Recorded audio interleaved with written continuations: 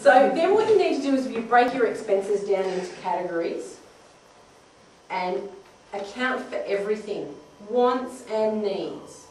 So, because you don't want to just only have the things we need and then have nothing that we want.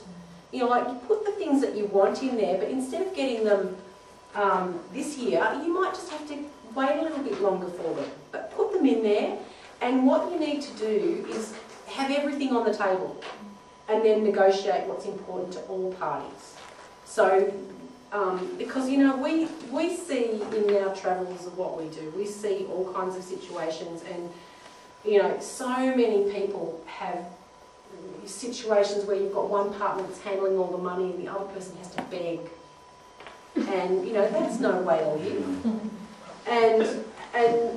Or you've got someone spending money on credit cards when the other partner hasn't got a clue or has said, look, we're not going to have a credit card, and the other partner goes, I mean, you know, you need to put all of those things out on the table and negotiate.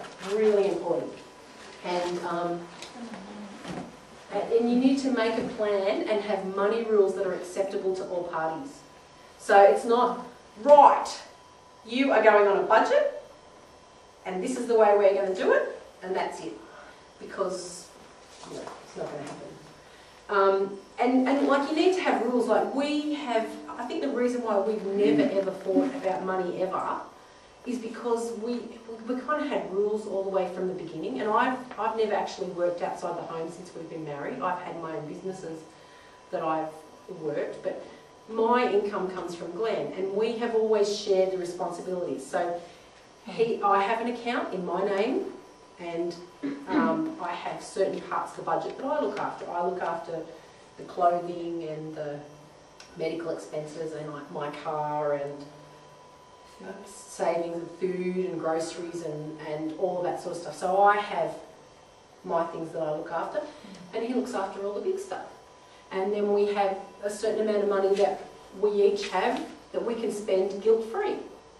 And the other rule is that if you're going to spend more than $100, you check in, and it's not, can I have permission, but it's like, well, I'm going to spend $150 on this. You need to do it in a no-blame manner.